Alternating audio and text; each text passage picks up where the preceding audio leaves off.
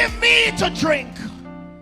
Give me to drink, give me to drink, give me to drink, give me to drink. My family is thirsty, God. Give me to drink. The nations need water. Make me a well. Make me a well. Make me that well. And give me to drink. Hallelujah. When she said, give me to drink, she said, Lord, I'm willing to be that well that will carry the water to the city. I will carry the water to the city. The water was at the well, but she became the well that the city needed. Is there anybody that can say, Lord, make me that well that will go to the city and give thirsty men to drink?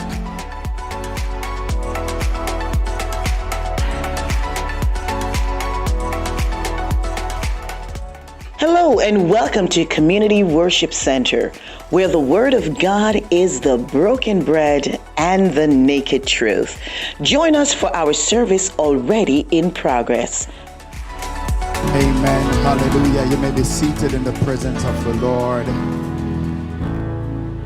And while you're sitting, amen, we're going to go into the Word, and I know, amen, get you out of here as quickly as possible.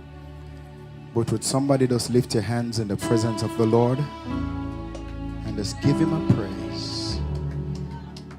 Hallelujah. Just give him a praise that is due unto his holy name, because he's worthy of all the praise and all the glory and all the honor.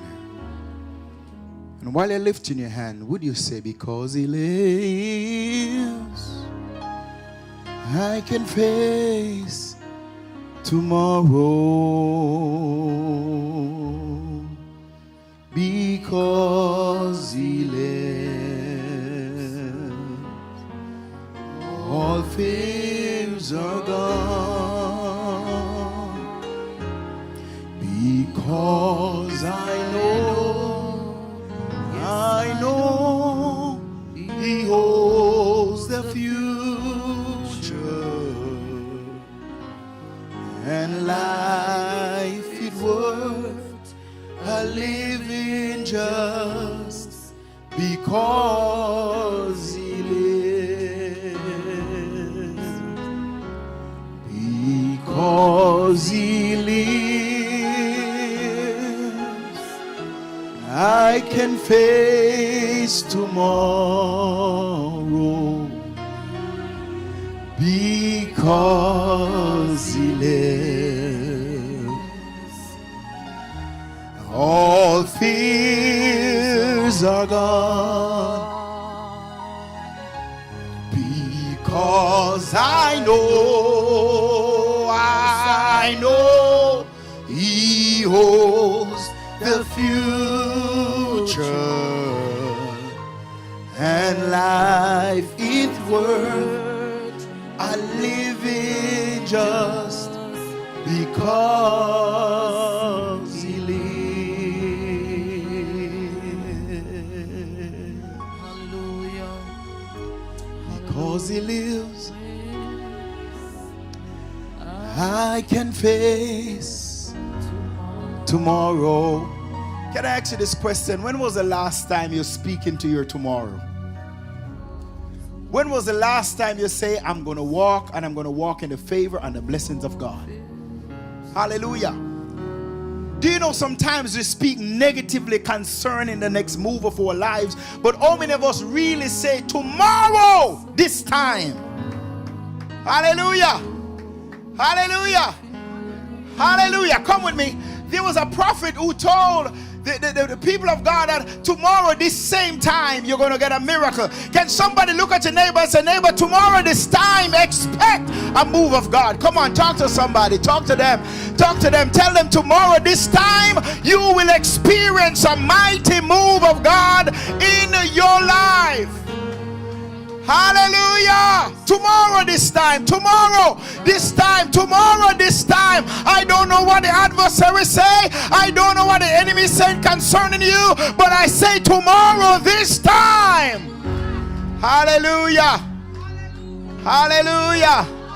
Hallelujah.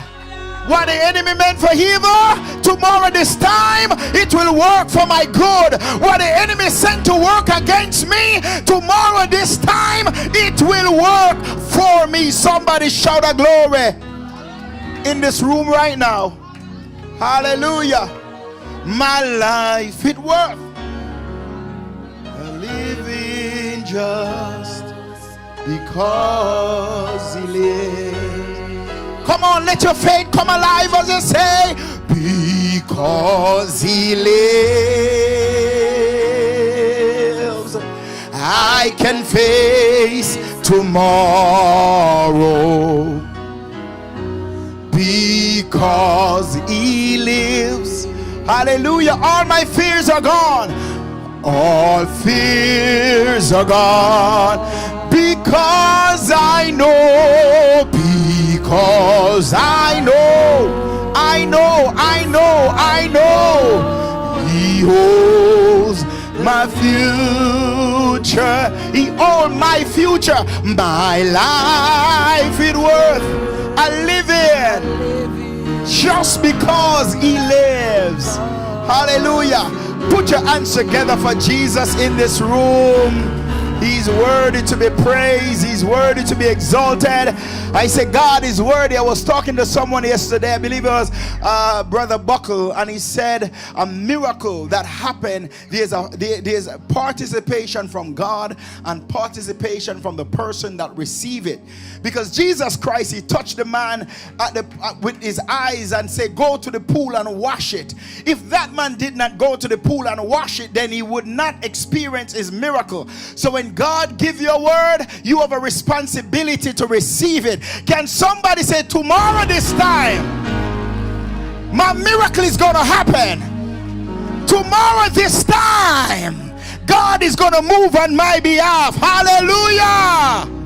Glory, glory, glory, glory, glory, glory, glory, glory. I don't know about you, but I feel faith arise in this room. I feel miracle in this room. Would somebody say, tomorrow this time, it will be my time. It will be my season. It will be an open door time for me. It will be a time of open heaven. It will be a time of victory. It will be a time of triumph. I will hear good news. I will hear good news. I will hear good news. I will hear good news tomorrow this time. Hallelujah. Do I got a worshiper in this place? God want to make a believer out of somebody. Tomorrow this time, tomorrow this time, tomorrow this time, it will go down in history, not a negative way, but in a positive way. It will work for me. It's going to work for me. It's going to turn for me tomorrow this time. Oh, hallelujah. Hallelujah. Lord, I surrender tomorrow this time in your hands. Lord, I surrender my family in your hands tomorrow this time. Glory. It is well tomorrow this time. It shall be well. It is well. It will be well with my soul. It will be well with my finances. Somebody shout a praise in this place. Can I just get you for 30 more seconds just to give him praise? 30 more seconds of your life. Just open your mouth, clap your hands, and say, Lord, I praise you. Lord, I lift you up. Lord, I magnify your name. Lord, you are worthy to be praised. Hallelujah. Hallelujah. Amen. We got work to do. So if I should go based on how I'm feeling, then I'll start to sing. Amen. And you know it go already. When we start to sing, song like sweet Jesus, sweet Jesus, what a wonder you are. Hallelujah. Is there anybody, take it down just a little bit, Brother Kevin. Is there anybody that believe in miracle? Hallelujah. Hallelujah. Is there anybody that still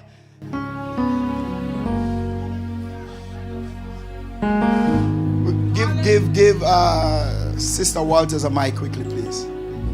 Quickly. She have a testimony. Go ahead, sis. Give her that one. Give her the good one. Hallelujah. Yes, sis. Praise God. Yes. Glory to God. I am happy. I am happy. I feel good in my spirit. I feel good in my soul. I think I would commit a crime if I had to go home back and not giving my testimony. Yes. But 2 Sundays ago, about this time I was in the hospital. High blood pressure, headache.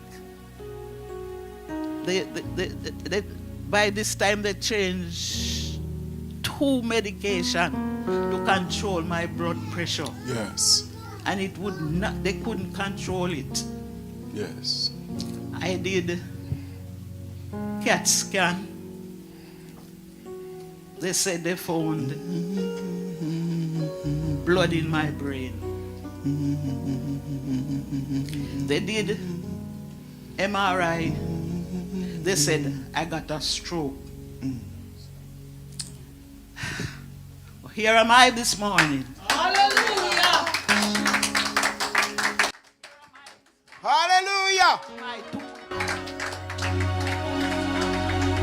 Yes. This is a miracle. And as pastors talk about miracle, I say, I am a miracle.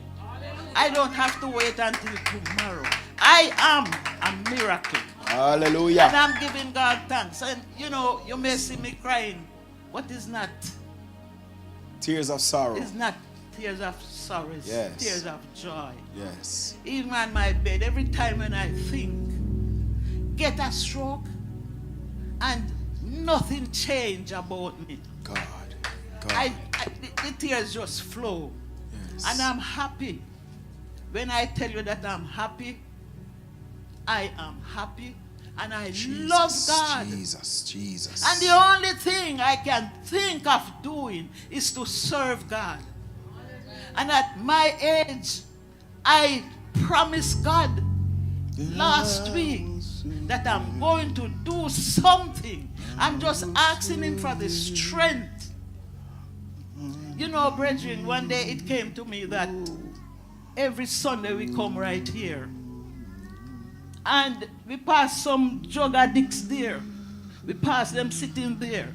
And I said, God, just give me the boldness. Just give me the strength. I'm going to witness to them. I'm going to do something for God. Because I think I can do more than praying. It is my desire to build the kingdom of God. God did not just give me this miracle for nothing. I think He gives me this miracle for a purpose. You know, when I went to the primary care doctor, and she took the printout that I got from the hospital, she said, we are lucky. But I'm not lucky. I'm blessed. I'm blessed. I am so blessed. God bless you. Thank you all for prayers. And I want to encourage us. Let us continue. Live for God. Live for Him. Because heaven will be worth it after all. God bless you. Hallelujah. Somebody give God praise for miracle. I would look at the person beside and say, you are next in line for your miracle. The miracle is coming your way. There's a miracle that is coming your way. Hallelujah. Sometimes we lose heart, we lose hope, and glory to God, I have no expectation, but I want to let you know He's a miracle working God. Hallelujah. I am redeemed. Let us look at Mark chapter 6. Bought with a price, Jesus has changed my whole life. If anybody asks you just who I am, I will tell them that I am redeemed. Oh,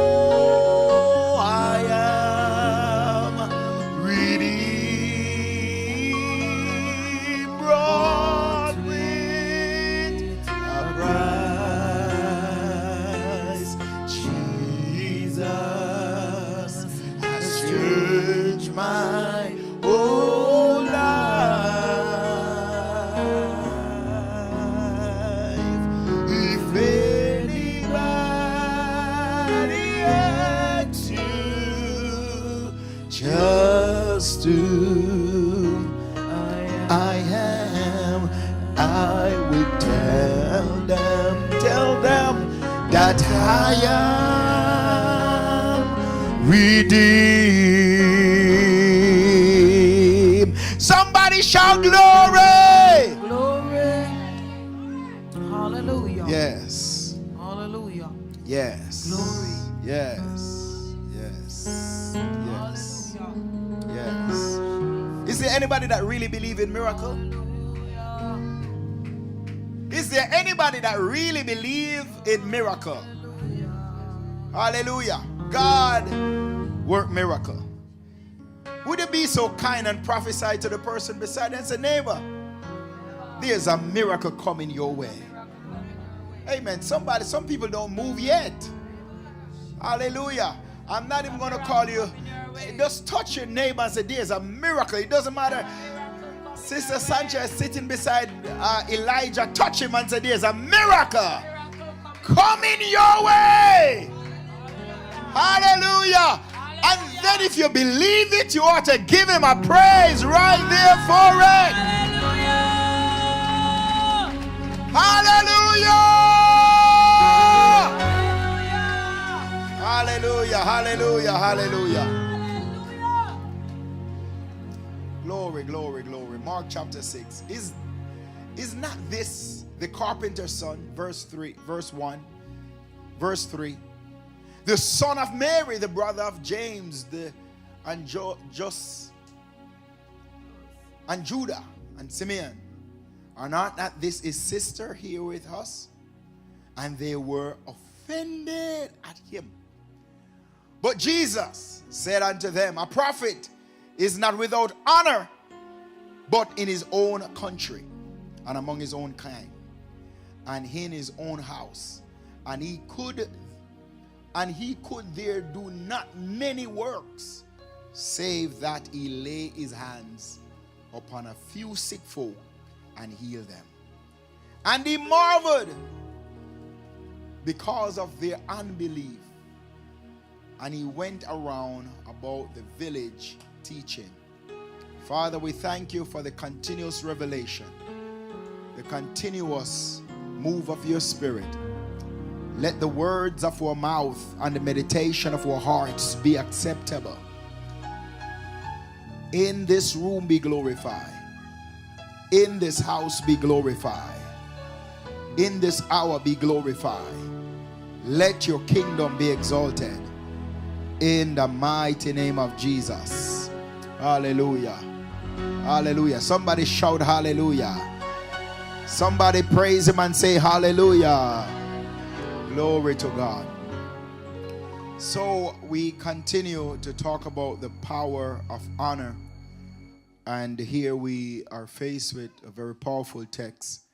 Amen. That I believe it is for us. And it will certainly challenge our hearts as we look into the Word of God. Amen. Glory to God. So one of the things that I will challenge mothers to do, amen, is to do a little bit of babysitting. And when I say mother, they don't have to give birth to that child.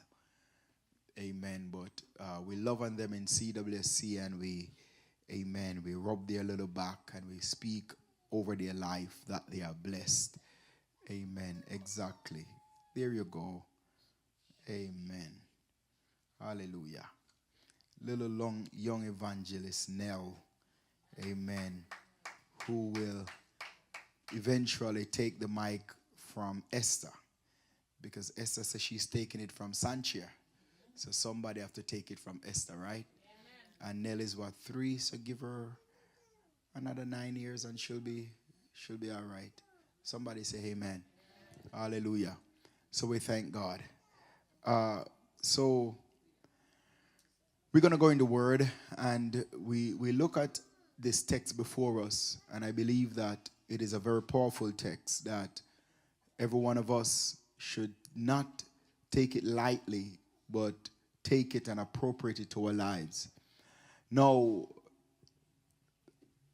I'm going to go somewhere, but I want to ask this question. How many of us come to church, and as you come in that parking lot, and as you come through those doors, you come with an expectancy of miracle. And truth be told, I mean, when you come in the door, you come and say, God is going to move in my life. He's going to move in our midst. Amen. So it is important because as you look at the text, you would realize that Jesus Christ here was speaking of himself in the hometown in which he was born and raised, where his family was there. And if there's anybody should celebrate you, it should be the people that know you, right? If anybody should want the best for you, it should be the people that you drink the same water and you grow up with them. They should be the one that want nothing but the very best for you.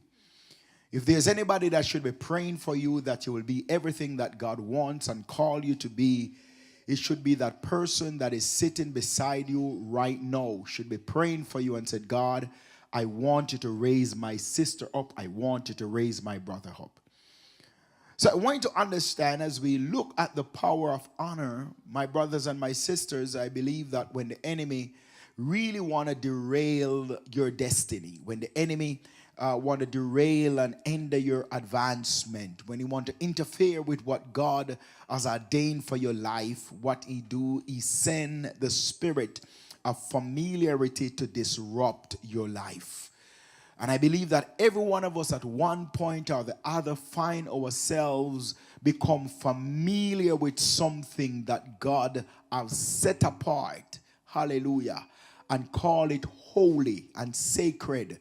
But we allow ourselves to become what? Familiar with it.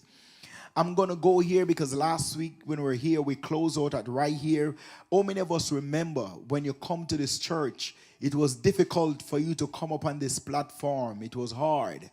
You would not dare come up here casually.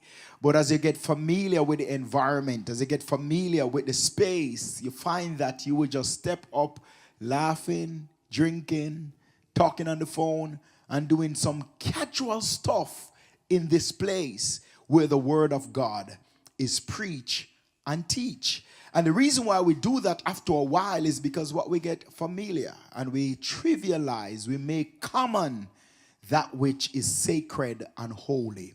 If you remember when God was dealing with Moses, he said, Moses, I want you to take off your shoe because the place where you're standing, it is holy ground. And he said the same thing to Joshua. He said the place where you're standing. So before I get deeper in this message, I want to understand the moment you come through that door, you have to be careful of how you handle yourself, how you treat yourself, the things you do, the things you say, how you manage yourself, because you have just entered into a place where we use our mouth and declare this is a house of the Lord and where God present always dwell. So if the presence of God forever dwell in this place, wouldn't you think that we should treat it as something that is holy and set apart unto God? Somebody say amen right there. Amen.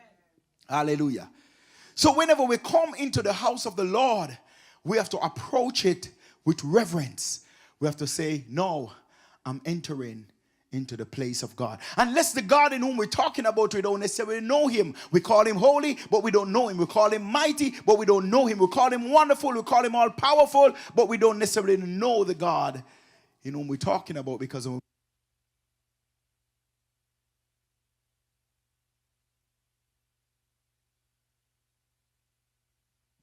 when we know the God in whom we are talking about, then you will find that we will approach his presence with reverence. Somebody say amen. Familiarity will cause us to become accustomed to what God has placed around you, that you no longer recognize the value of what he has placed in front of you. So familiarity will cause you to miss and lose the value of something that is set apart by God. When you become too familiar, you will begin to take for granted the things that you used to give thanks for. You no longer thank for it. You no longer appreciate it. You no longer place value on it because you become familiar with that thing. Hallelujah. Glory to God. With those persons. You see, hallelujah. I don't want to go ahead of myself, but here it is. The enemy understand that if he can make you to become too familiar with persons, with place, with your pastor, with a prophetic word, with the opportunity that God has assigned to your life, he know it can cause you to lose honor. In other words, you start to trivialize the things that once of value. Trivialize it. It's common. Hallelujah. I was speaking to Brother Buckle the other day, and we're talking about turned cornmeal. Let me see the hands of those who eat turned cornmeal. Yes.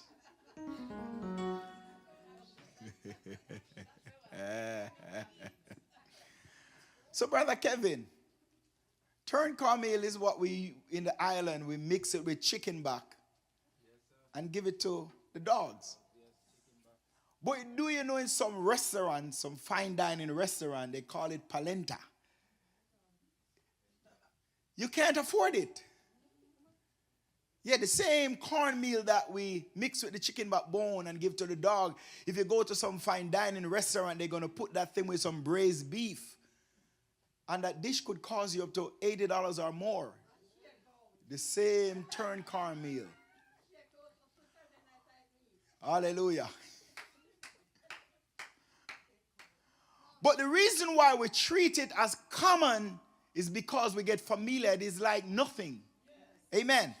But when the enemy really want to mess with you, he calls you now to become familiar with things that are of value. You trivialize it and treat it as though it is common. Amen. Hallelujah. Glory be to God.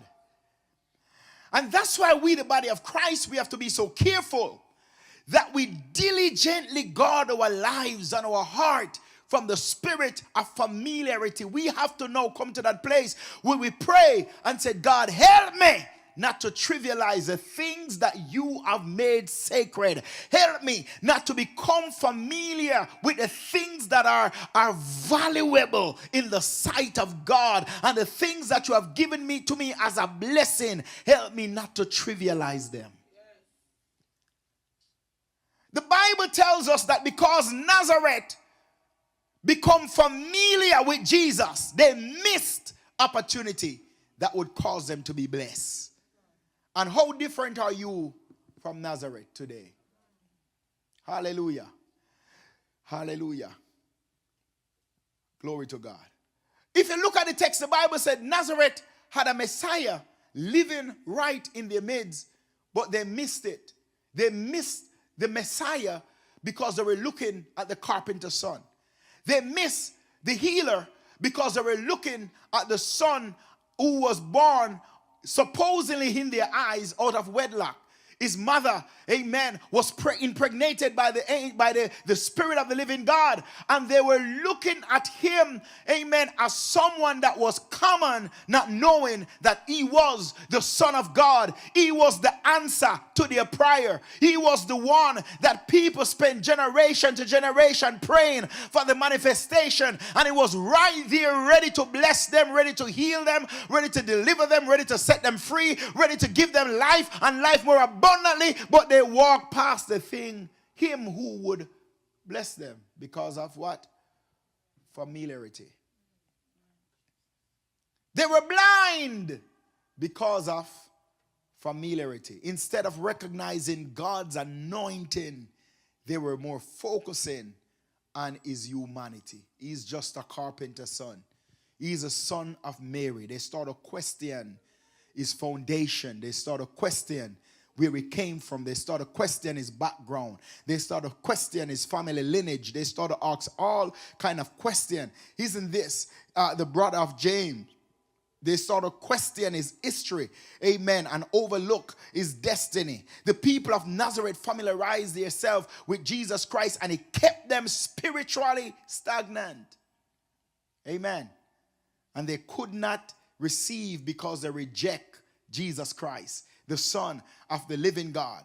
Hallelujah. There was no revival because they familiarize themselves with he who come to give them that mighty revival. The Bible said there was no miracle because of familiarity. Hallelujah. Lives were not transformed. No transformation were taking place. Hallelujah. Because they no longer expected nothing extraordinary. They were just surfacing on the ordinary. But I want to challenge someone in this room today that will not be your portion. You will not familiarize yourself with that which God has set apart to be sacred. You will not look at it as common. So be careful how you treat your pastors and spiritual leaders that God has placed in your midst. Ha, ha, ha, ha, ha, ha. The Bible said when that young man, he only had 2 fishes and 5 loaves. They said, what can this do?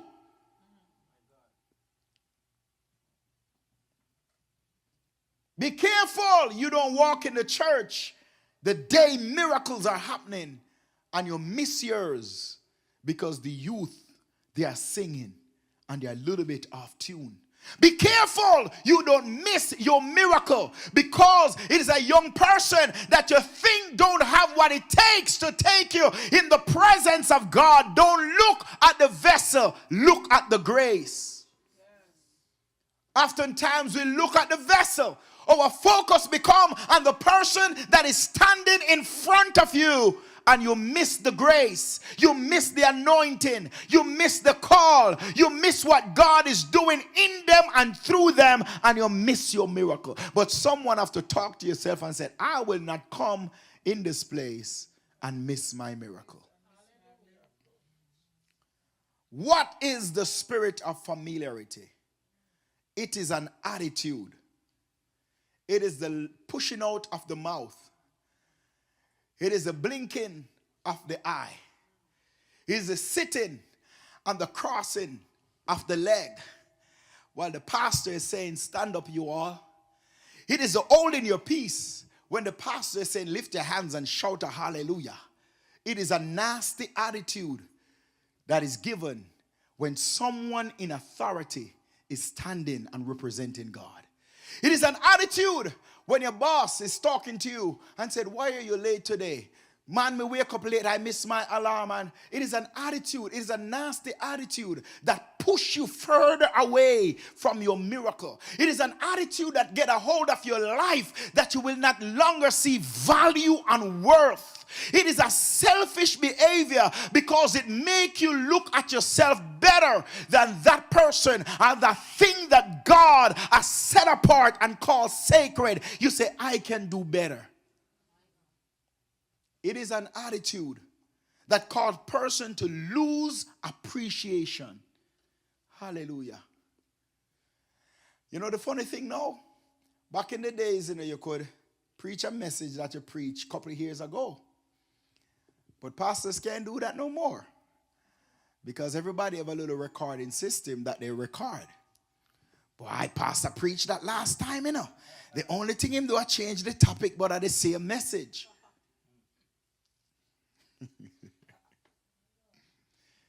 But no longer appreciate the sacrifice. Hallelujah. The spirit of familiarity means that you have lost reverence. You have lost honor. You have lost expectancy towards people, place, and spiritual leaders and those that God has ordained. When we speak about the spirit of familiarity, we are talking about it only, it ignores. In nature, it is to ignore spiritual things, the things of God. Ignore it totally. Let us pray. Ignore it. Let us lift our hands and give God praise. Ignore it. Them sing too much.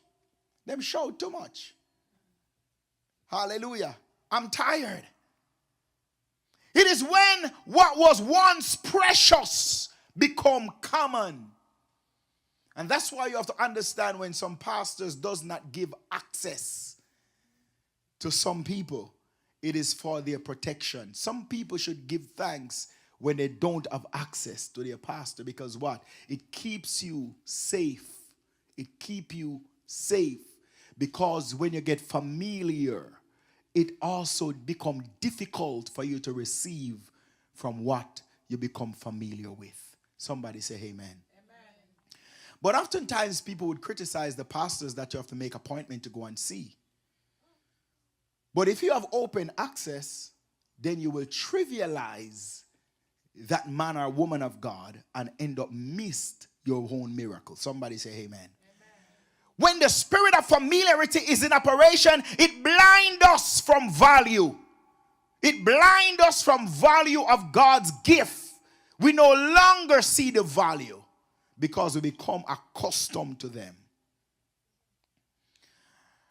I want to share with you today, amen, before I go there, let's say this. I'm going to ask you a question and then we get down into the message. Like, who do you believe benefit from honor? Who benefits from honor?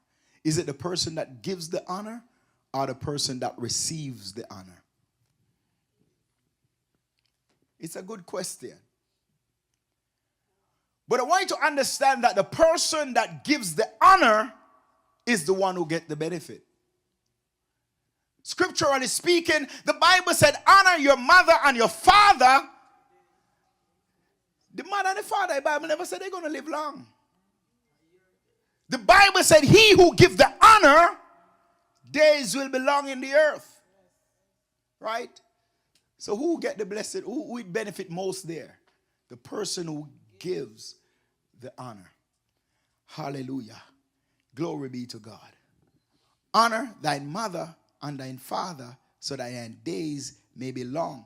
So when you honor God and you praise him, who benefits more? You are God. You get the blessing. You get the breakthrough. You get the open door, right? Hallelujah. Glory be to God. The Bible said you should honor your pastor.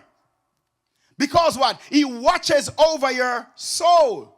That when he prays, he will do so with joy and not with grief. Because if you don't honor them, and when they go before God and pray, and they don't pray with joy and they pray with grief, the Bible said it do what? It profits you nothing. It is not profitable unto you. So when you honor your pastor, who get the best? Who get the benefit?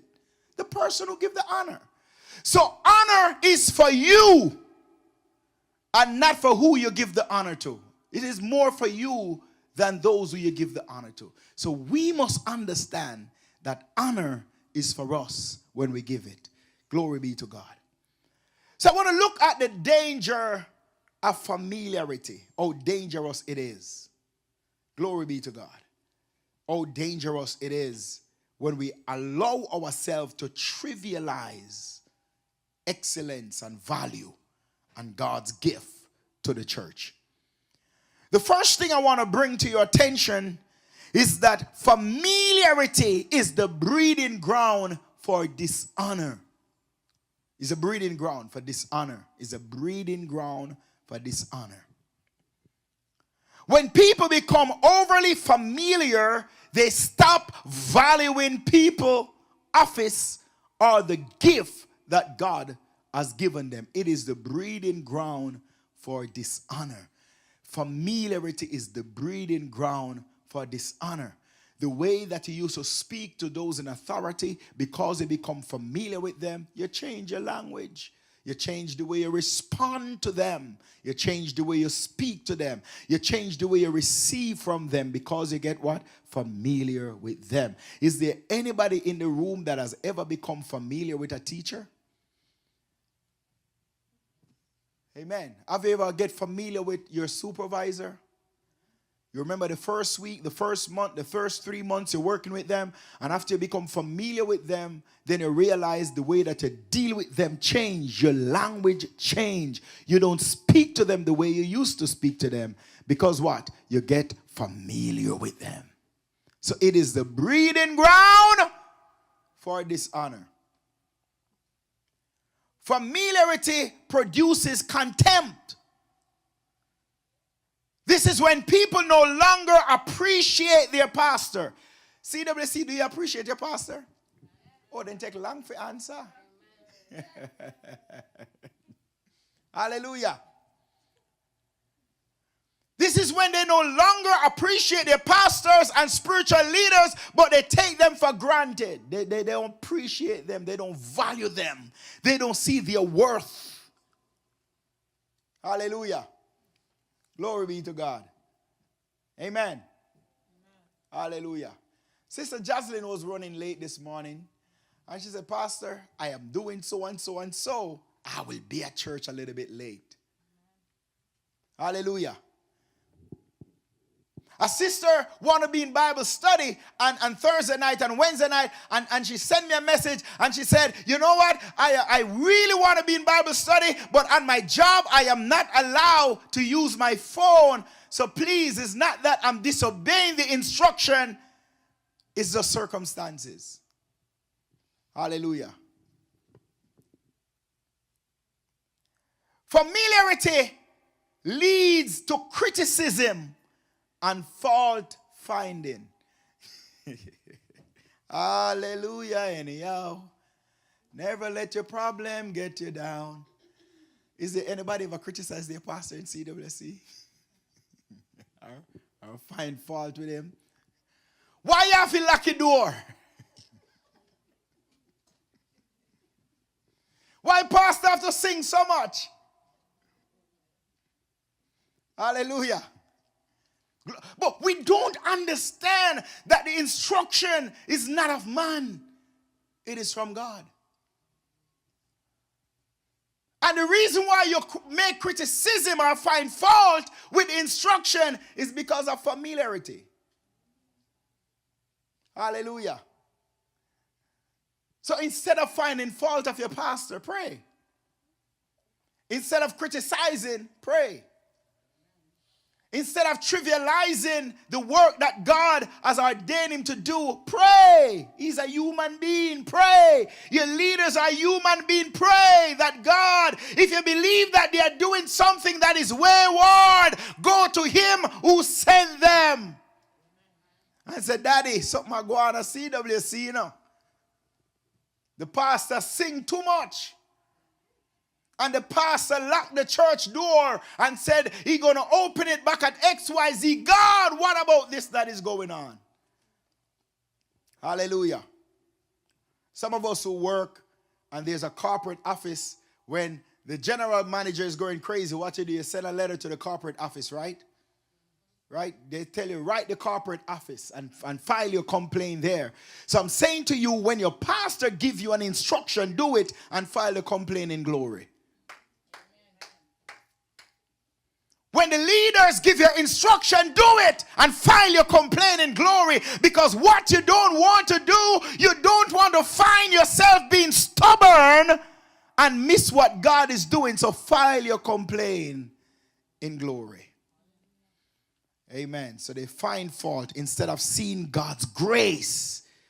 People begin to focus on weaknesses and imperfection. They start to find fault and criticize the things their pastor and leaders does instead of giving their support. Do you support the vision of your pastor and leaders of this ministry? Some of you in this ministry, you are to be Aaron and Hur, standing under the hands of your pastor and leaders and lift it up. The pastor said, prior, we're going to pray. The pastor said, we're going to seek God and fast. We're going to fast. We're going to seek God. Hallelujah. I'm a little bit nervous when it comes down to pray in public, but because we are in prayer and fasting, standing in the gap, prayer and fasting, and I heard that there's a schedule to pray, I'm going to be on that schedule to pray. Hallelujah. Why them have to do 2 weeks? Why me can't eat food? But you don't understand that God would have it to be that we go on 2 weeks of prayer and fasting because he know you were going to choke on that dumpling. He know that you may going to meet in a terrible car accident on your way going to get some fried chicken. God see ahead of time and he put something in place to secure and to sustain your life and your family. Then pastor, me can't drink some lemonade. That's not the instruction. Don't tempt your pastor. Hallelujah. Because some people hear it, and they try to negotiate, to disobey. Hallelujah. This is a good one. Hear this one now. Familiarity destroys teachability. You can't take instruction. Are you teachable? Do you know that there are some people in this ministry that can't take correction? If I correct them, they may backslide.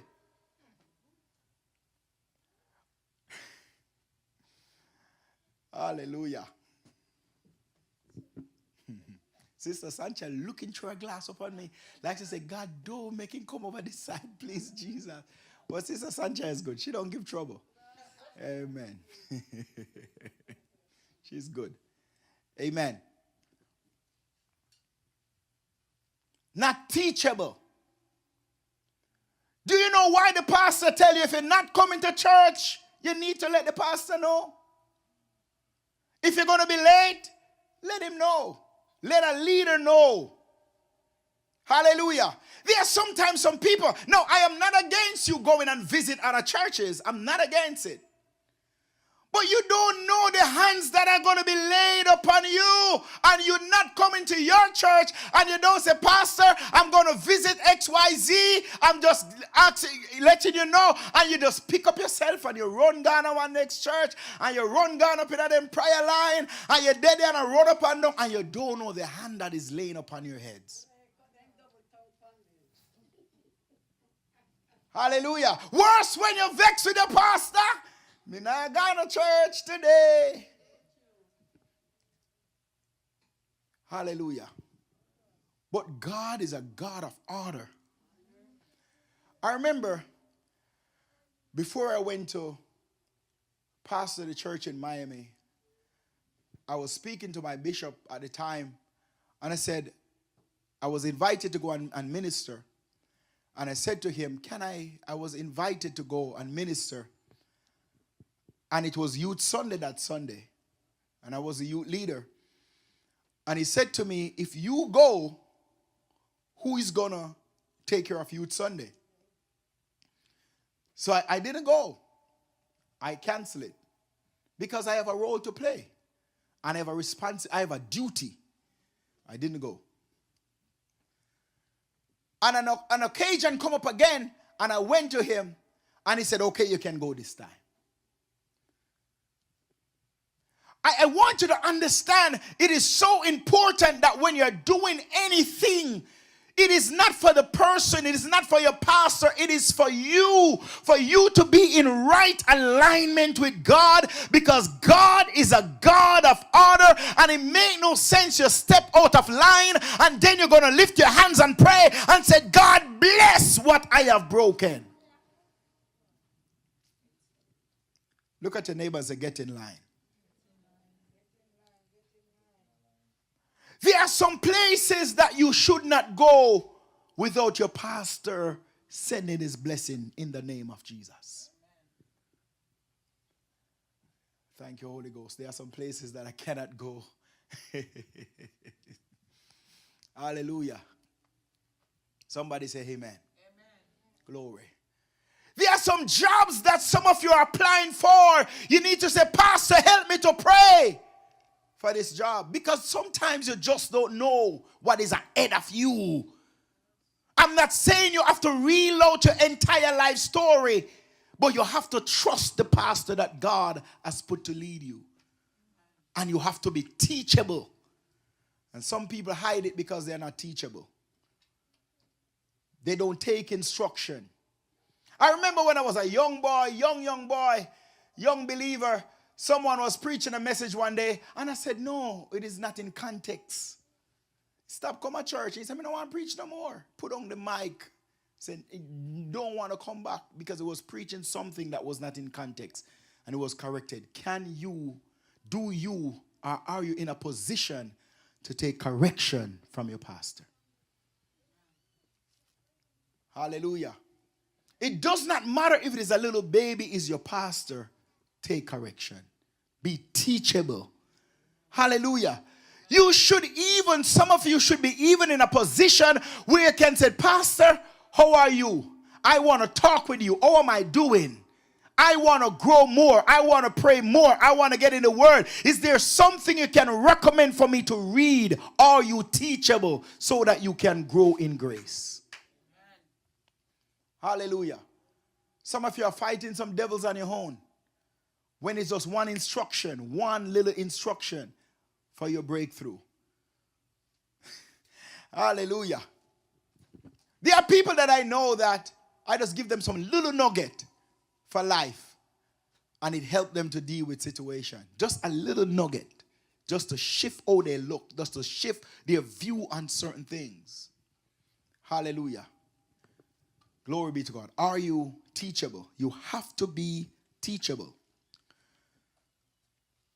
When you become familiar with leaders, you stop listening to them and you think you know it already. Paul, he taught Timothy and he said, let no man despise you in the time of your youth. Moses, he thought, he sat Joshua down and he poured some things in him. And the same thing with Elijah and Elisha. I'm coming down. Familiarity leads to rebellion against authority. Be careful of the calls you get when an instruction is given. If Sister Walters call you, did you hear Pastor talking about the prayer and the fasting? I don't know if I'm going to go on that fasting. It is too long. I don't know if I can manage. I don't know. Those are seed that have been sown for rebellion. I can call Sister Walter's name, amen, because she won't get mad. She's mature. She's a big woman. Amen. They are seeds for rebellion. Don't this sound simple? You in your mind, you were ready to go and to be in that fasting, but just that one phone call make you start a second guess. And next thing you don't show up, you're gone into that rebellion. I can't do it. I can't sing. I don't know if I can do it. I don't feel comfortable praying in public like that. But you cuss in public. I don't know how I feel. Get your feelings out the way. God don't move based on feelings. He moves based on faith, and feelings change, but the word of God remains steady forever. I don't want to hear about your feelings. Why your feelings could not say, I feel like I want to do 21 days. Why your feeling could not say, I want to be on that prayer line every day of the week while prayer is going on. Why your feeling have to rebel against what God is doing. Get your feelings out the way. It is not right in the first place. And it is not in alignment with what God is doing. Get your feelings out the way. Watch the calls that you get. And watch the person that is expressing their feelings. If it is in alignment with what God is saying through your pastor. You have to ask some people seriously, are you my pastor? I don't know the conversation that some of you may get. But literally you have to ask some people, are you the pastor of the church? Why don't you go and pastor your own church then? If you have a problem with everything that the pastor is doing or saying, why aren't you the pastor? Hallelujah. If Sister Latoya didn't have a pastor in her life, she backslid long time. Because one day she called me and she said, Pastor, can I take a little break from the prayer room? I said, how many times do you pray? She said, one. I said, take one more. She said at the time that's what she needed. She reminded me of it and said, if I did not do that to her, she don't know what will become of her. Hallelujah. Your pastor may not always tell you what you want to hear, but he's going to tell you what you need to hear. But are you teachable?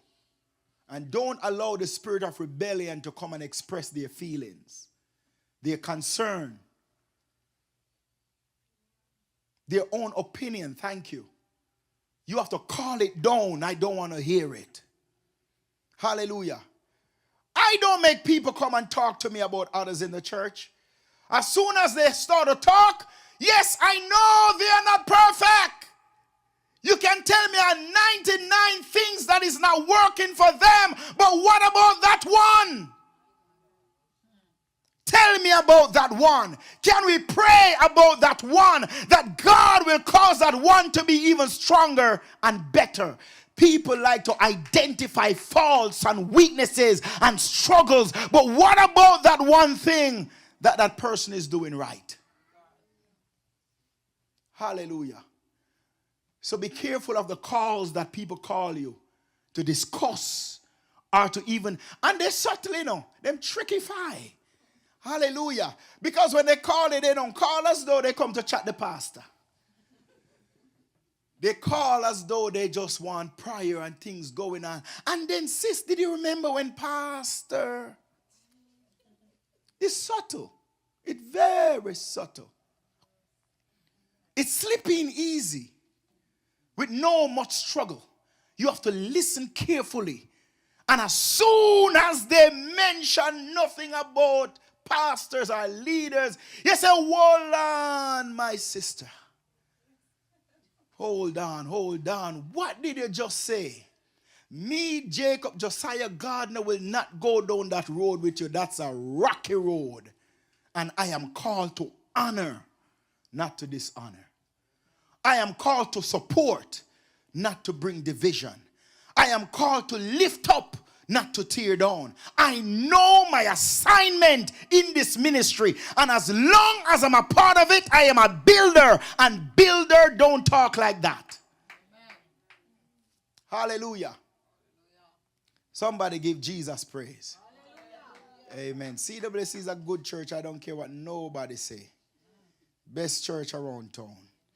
Because in pastor, I give them a little brush up and they're still excited and I celebrate Jesus. Hallelujah. Glory be to God. Familiarity, I'm coming down, will cause you to become spiritually blind. Do you know, I'm not just one, every now and then I may say, touch your neighbor. But there are times in life, in the same ministry, that person that you touch, you don't know what they are going through. You don't know what is going on in their life. Sometimes the person beside you need an encouragement, but the devil will come and sit down in your lap and say, Lord, touch. Me tired of touch. I'm glad to nobody in this church don't go party. But when you go party, everybody rub upon everybody. And everybody touch upon everybody. But when you come to church, you don't want to touch nobody. Hallelujah. So when we say touch your neighbor, you touch your neighbor and speak in their life. Because we're here to encourage each other. Hallelujah. So we are saying that I will not be blind spiritually. Because when you are familiar with your pastor, you cannot see beyond your feelings. You cannot see beyond what your opinions may be. You cannot see beyond what you are thinking. You can't see beyond what you are feeling. You are just stuck in what you are able to see naturally. But you're not able to see beyond that. Somebody say amen. Amen. This is when people become unable to recognize what God is doing through their pastor. Unable to recognize it. Glory be to God. Sister Walters, I'm going to throw you under the bus a little bit. Not throw you under the bus, but I'm going to call in the name a little bit. I remember when the renovation was going on, and we call on people, and I tell them how much it's going to cost to do the renovation. I was talking to Sister Walters after, and she said, Pastor, I must confess that when I heard what you were doing and the cost that it would cost to do it, I was saying to myself, why spend so much money in something that's not necessarily yours? But she said, well, the first Sunday when I walk in and I see the lights change, I said, God is good. Then she see the chairs and all the different things that were happening. She said, oh my God. The thing is, sometimes you're not going to see eye to eye with what God is doing, but say, I'm here to serve. Hallelujah. Hallelujah. And some people still have not tapped in yet. Some people still have not sown into it. It's not late, I'm just saying. Some people have not done it yet. When Nehemiah was building the wall, they criticized it. A fox can go on it and tear it down. They criticize it. Look at him, what he's trying to do. He's trying to make himself look good. No. God is up to something. Look at your neighbor and say, God is up to something. And get into the flow of what God is doing. Hallelujah. So you become what? Spiritually blind and not able to recognize what God is doing because of familiarity. Glory be to God. I want to give you, I have some more, but I'm going to close. Familiarity weakens the flow of impartation. Becoming too familiar with your pastor and spiritual leaders can weaken the flow of impartation. Honor, create an atmosphere for receiving spiritual wisdom, instruction, and impartation. Person in this ministry have dreams and have another dream. And would call pastor and say, Pastor, we have this dream. We don't understand it. I'm not going to tell you that I'm an interpreter of dream. But I know who can. And we got together and we set time and we prayed about it.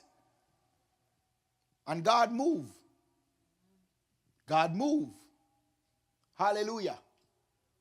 Different person doing different things and they call on their pastor. Hallelujah. And God move on their behalf. And some of you, because of familiarity, you cannot see value and grace. If me meet a woman, may I bring her to my pastor.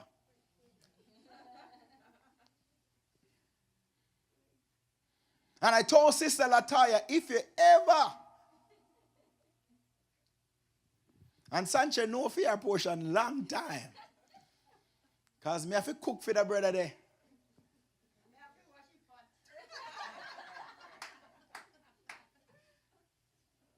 Amen. There are people that would miss and escape some stuff if you never allow yourself to come too familiar. And the thing is, you miss to see the value and the worth, and because you don't understand the role of a pastor in your life. God representative. I don't want to carry some weight. You know, I give thanks to Reverend Bain, my spiritual mother. One day I was ministering and she came and she tied my shoelace. Hallelujah. She called me her pastor and she's my spiritual mother. Not many people have the ability to be fully loaded. Even there are times I would call on her and said, Reverend Bain, how does this sound? This work with this? This connection work? In context, how does this work? And she would stamp the approval, come back and listen to the message and lift her hand and shout glory. Hallelujah. Let CWC don't miss your miracle because of familiarity. When you come through the door, come with high expectancy that God is going to move in my life. Not because of man, but because of God. And I'm positioning myself to be blessed by God. Somebody give Jesus praise in this place. I don't know about you, but I made it up in my mind. I will not miss my miracle. I will not miss my breakthrough. The devil is not going to block the door that God want to open in my life. The devil is not going to stop me. I know there's a blessing. God did not put me in this ministry just to put me sake, but I know that God has put me here because he have a blessing in store for me. Hallelujah, somebody. So I'm going to get in line. Can somebody touch a neighbor and say, neighbor, get in line, get in line, get in line. Yeah, God got a miracle that is waiting for somebody in this room. I'm going to shake myself. I'm going to get up. I'm going to get in line. The adversary won't block me. The adversary won't stop me. The adversary won't deny me. I know who I am. I know my assignment. I know what God has called me to do, and I'm gonna do it. I'm gonna get in alignment with leadership. I'm gonna honor my leaders. I'm gonna honor my pastors. I'm gonna pray for them, because the devil will not stop me. The devil will not stop the work. The devil will not stop God's plan. I know who I am. I represent the kingdom. If I represent the kingdom, I'm gonna get in line with the things of the kingdom of God. So if you don't have good to say, shut your mouth. Don't call my phone. Don't show up at my house. I don't want to hear it. Somebody shout yeah. Somebody shout glory. Hallelujah. Hallelujah. Glory to God. He's worthy to be praised. There's work. I must give thanks for Sister Sanchia. I know she can sing, but when I get connected to this ministry, I tell you are more than just a singer. Worship is on you. And how many of us seen her grow? Yeah, she has been growing. She has been growing, and she follow instruction. Every now and then she over here singing, hallelujah. And one of her high every now and then is checking out her pastor. What is going on? And her pastor is saying, go on, sister, praise him, and celebrating her because she's teachable and she allow herself to be led. Somebody give Jesus praise. Somebody give Jesus praise.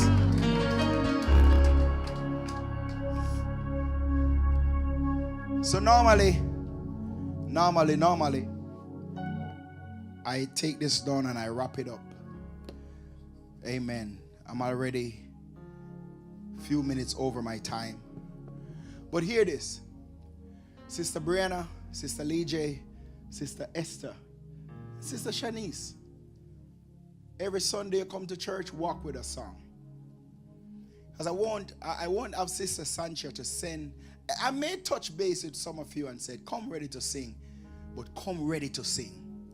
We may use all four of you in one Sunday. We're just going to minister in song. And you just come and you sing to the glory and the honor of God.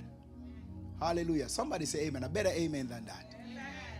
All right. So we're going to come what? Ready to sing to the glory and the honor of God. Amen. You hear Sister Shani sing today? With my hands lifted up. Something is brewing. She started a song, I Want to Be Where You Are, last week. Something is brewing. Hallelujah. I see something that is happening, and you never know. Sister Brianna have not even hit the surface of what God can do and will do in her life. Internationally, people are blessed when she sings. Hallelujah. Don't look on the faces that is in front of you. Hallelujah. Sister Esther is coming up the line strongly, and God have a plan for their lives. When God is getting ready to defeat armies, guess what he does? He called for the singers and the Levites and the musician, and he says, send them first. Hallelujah. Come on, CWC. Give God a praise right there. Something is brewing in the atmosphere. Something is brewing in the the realm of the spirit, and somebody's about to tap into realms and levels that you have never been before. In the mighty name of Jesus, let nothing stop you from rising to the occasion and do what God has called you to do. Somebody shout glory. I feel an anointing right here. Would you praise him? Would you praise him? Would you praise him? Would you praise him? Would you praise him? Would you praise him? Would you praise him? In the mighty name of Jesus. Hey, glory. Hey, glory, glory, glory, glory. Hallelujah, hallelujah, hallelujah. Yeah, yeah, yeah, yeah, yeah, yeah, yeah, yeah, yeah, yeah, yeah, yeah. I said something is happening in the realm of the spirit. Something is happening. All those persons who have called your name, just say, yes, Lord, use me right where you are. All the person I say God will use it, just say, yes, Lord, use me. Come on, Sister Esther. Come on, Sister Brianna. Come on, Sister Lige. Sister Shanice. Just say, yes, Lord, use me. Hallelujah. Despise not small beginnings, because greatness awaits you. Hallelujah. Hallelujah. Hallelujah. Hallelujah. So the Lord is saying to us, CWC, get in line, get in line, get in line, get in line, get in line, get in line, get in line. Media department, get in line. Ushers, get in line. Musicians, get in line. Congregation, get in line. Praise team, get in line, get in line, get in line, get in line, get in line, and let God have his way in your life. Hallelujah. I give God thanks. Last night we were here. We have a wonderful time, amen, in prayer. And Saturday coming again, we will be here. Amen. Saturday night at 8 p.m. we are praying in this place. It was an awesome move of God. Right, Sister Kim? Amen. Sister Latoya, Sister Shanique. It was an awesome move of God. We're going to be here Saturday again at 8 p.m. Amen. There are some things that just birth in prayer. Birth through prayer. Amen. Glory to God. When you pray, some things get birthed. Amen. Some things get birthed when you pray. So we're going to be here again Saturday coming praying. But the most important thing during the week prior on the prayer line, I want to challenge you that we plugged in. Hallelujah. Some of us are losing momentum. Some of us are losing hope. Some of us are, it seems to get common. We get used to it. Amen. But I want to challenge you, press into it. When you get there this week, tomorrow night, the Lord has laid some powerful things in our heart that we're praying about, our destiny and stuff like that. So I want to invite you, come in. And some of you need to even start praying in the room. You need to start praying. What do I mean by that? You need to be on that schedule to pray. Brother Lex and Brother Marvin, all the way in Jamaica, Brother Lex, he said, you know what? Keep me on the schedule. Hallelujah. He said, don't move me from it, because it holds me accountable. Hallelujah. So some of you need to, and for those who are there but you're losing momentum, you are getting tired, pick up speed. Pick up your momentum. Prepare yourself like you used to be. Get in the word, get the topic in advance, and go and get your scriptural backup. When you hear Sister Walters pray, you hear she's spitting out the word. As she pray, she's connecting with the word. When you hear Sister Jocelyn pray, you hear word is connected to the things that you're praying, because God is not necessarily moved by your emotion. He's moved by the word that you connect, you bring back to him. He's touched with the feelings of your infirmity, the Bible said. But we need word when we pray. Amen. Get word. So some of you need to step out of fear and start to pray. Sister Sancha, the first time she prayed, she was done in boom. But when she prayed now, she prayed strong. Someone with confidence. Someone that know what they are saying and what they want God to do. You will grow if you get plugged in. Somebody say amen. Get plugged in. Sister Jen plugged herself in. She's doing great. Plug in. Plug in. God is calling us to pray. Amen. We pray Wednesday morning to Saturday morning at 6:30 a.m. Get your name on that schedule. If you want to pray, contact with Pastor Coombs. Get plugged in. Don't watch no face. Touch your neighbor and say, don't watch no face. Do it for God. Do it unto God. Hallelujah. Because the prayer of the righteous avails much. So get plugged in. We hear about the fasting, the 20 and the 14 days of standing in the gap. We are praying for youth and young adult. Every one of us know a young person that we need to pray for. I spoke to a young person before and asked them, would you come to church if your parents did not bring you? No, I would not. What would you want to do? I want to stay home and watch the service on the internet. We have to pray for the next generation. We have to pray for young people. We have to pray for them that God will raise them up. Somebody say amen. Amen. So get on the schedule.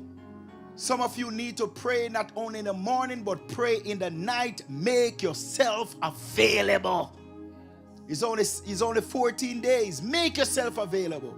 Make yourself available. Your pastor should not be the one praying every night because people did not make themselves available to pray. Hallelujah. So the 31st of this month is the starting day, and you can look at your schedule and plug yourself in now and say, God, I will stand in the gap with my pastor for young people. Hallelujah. And I will close out the scheduling soon. And who is in, and who is not in, God bless your soul. But we're not going to wait on people to plug in. Get in it quick. Hallelujah. Get in it quick and said, I want to pray. Give me this day, that day, that day. Give me this morning, that morning, that morning. Get yourself plugged in because we're standing in the gap for youth, for young adults, for young people. We're crying out for them. Last night we were here. I'm done. Amen. And we're talking about 12-year-old that is in depression. 12-year-old being depressed. What do you mean by that? Brother Richard, when we're in the island, what we know, I don't even hear the word depression, much more to feel depression, Brother Kevin. 12-year-old, we're going to Mango Bush, we're going to Cane Piece, we're going to catch fish, we are playing marble, we are playing with gig, and we're making backstroke and all those different things. What is depression? But 12-year-old right now have suicidal thoughts, being abused of drugs and all kind of things going on in their lives. But we are called to stand in the gap. Hallelujah.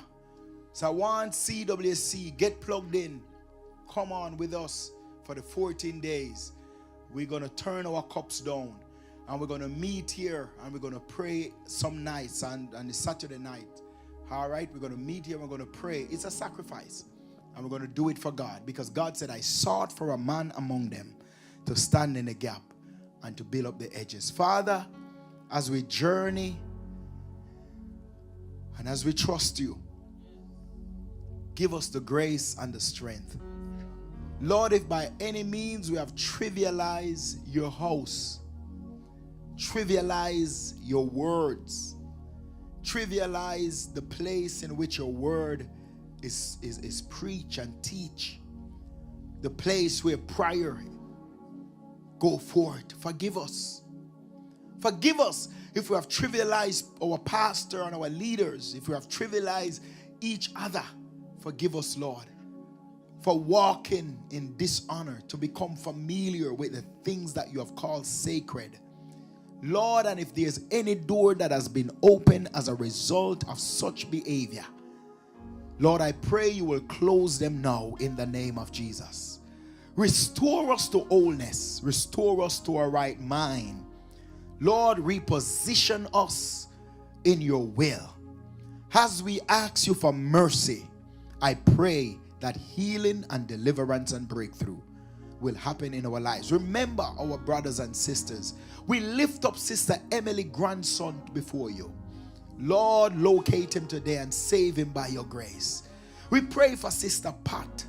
Oh God, Rona Robinson, Rona Taylor, touch them today and cover them with your blood. Remember Reverend Bain, Brother Greg in Canada. Oh God, Sam M. Remember My God, Shelley and Matthew. Oh God, remember Shireen. Cover your people today, oh God, in the name of Jesus. Cover with your blood. Lord, Sister Shanae and her kids, cover with your blood. Strengthen, undergird in the name of Jesus. Lord, remember this ministry.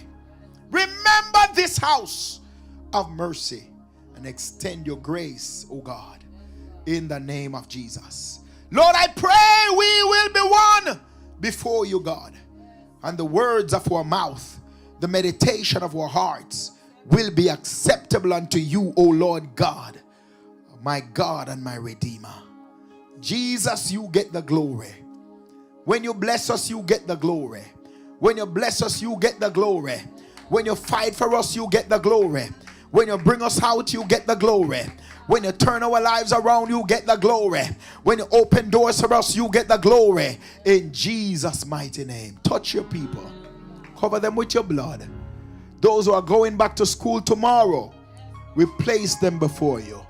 Oh God, cover them with your blood, I pray. Oh God, the first day of school, we pray in the name of Jesus, you will cover them. You will cover them. You will cover the classroom. You will cover the teacher.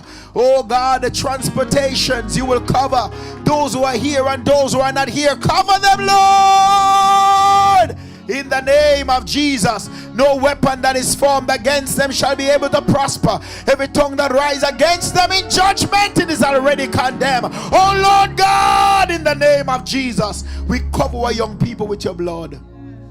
In Jesus' mighty name. And we say, to God be all the glory. To God be all the praise. To God be all the honor. We bless your name today, God. In Jesus' mighty name. Let the Church of Jesus Christ say amen.